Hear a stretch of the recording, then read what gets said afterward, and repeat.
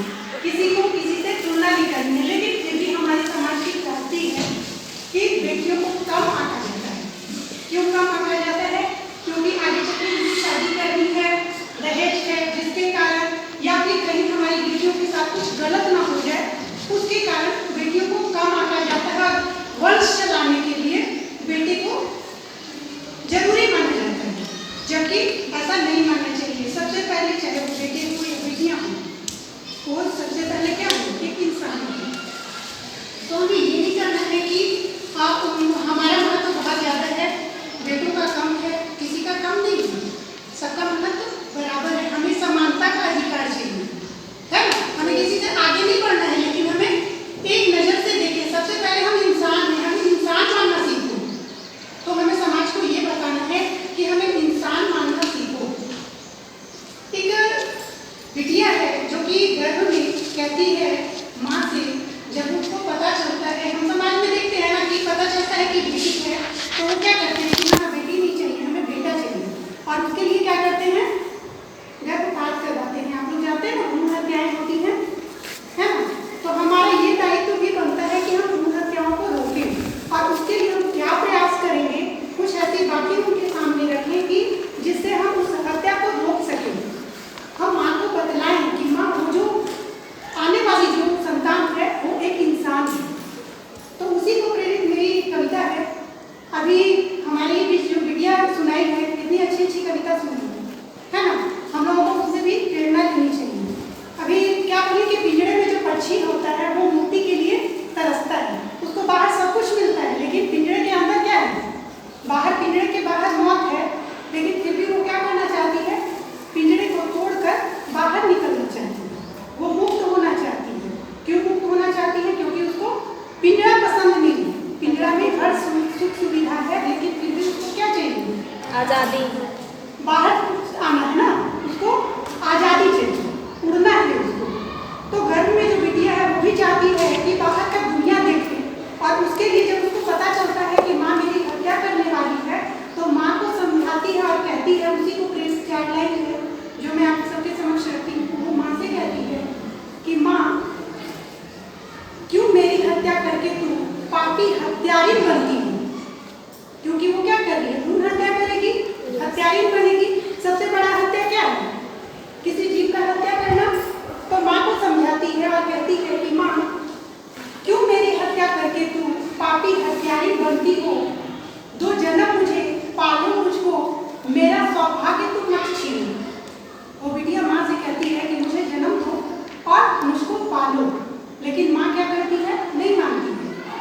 फिर वो माँ को क्या बोलती है कि माँ कितनी योनि में भटकी, कितनी योनि में भटकी हूँ, मानव तन को मैं तरसी हूँ, लाखों योनि में भटकी तो मुझे कोख मिला तेरा जलने को। माँ को समझाती है कि तुम्हारा जो कोख मिला है मुझे, उस कोख को नष्ट ना करो।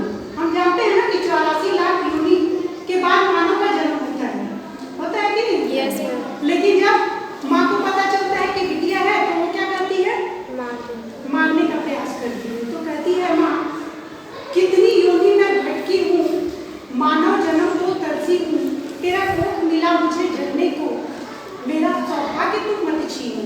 माँ से बोलती है, माँ मेरा सौभाग्य मत छीनो। लेकिन फिर भी उसकी माँ क्या बोलती है, तू बेटी है, तू वंश थोड़े ना है, वंश कौन चलाएगा, बेटा चलाएगा, ये माँ बोलती है।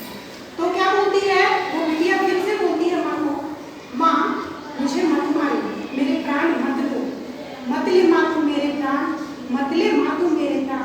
कैसे कहती वंश नहीं मैं, कैसे कहती वंश नहीं मैं, कैसे तेरा वंश नहीं मैं भी हूँ तेरी संतान, मत ले माँ तू मेरे प्राण। लेकिन माँ क्या करती है, नहीं मानती है। फिर उसको सिखाती है, वो बिटिया जो है गर्भ में, वो कहती है कि माँ याद करो, तुम भी ऐसे ही अपने माँ के गर्भ में रही, बड़े जतन से तेरी माँ ने डाले होंगे तुझ में अपने प्राण, मत लो माँ तुम मेरे प्राण। लेकिन माँ क्या कहती है कि बिटिया तुझे तो जन्म दे दूंगी है, लेकिन उसके बाद जो तूफान आएगा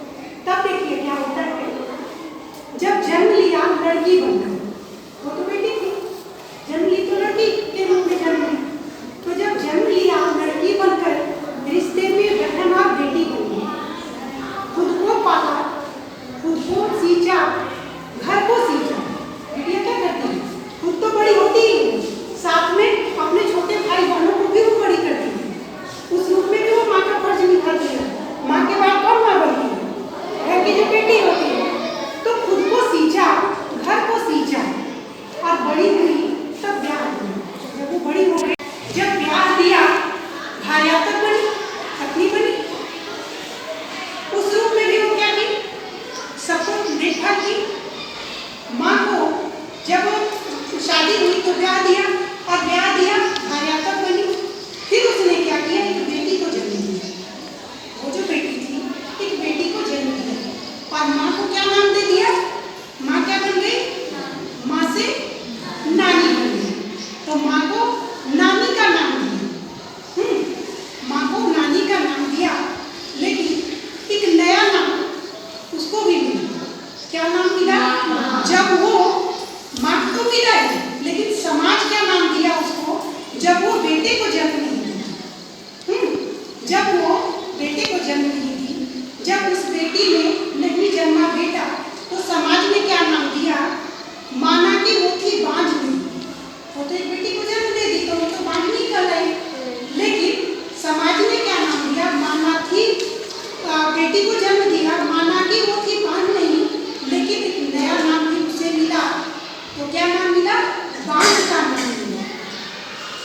उस वक्त समाज क्या भूल गया? उस वक्त समाज भूल गया बेटी बेटा एक कुल को होता है। बेटा तो एक कुल को होता है ना, बेटा एक कुल को होता है। बेटी ऐसी धारित्री है जो दो दो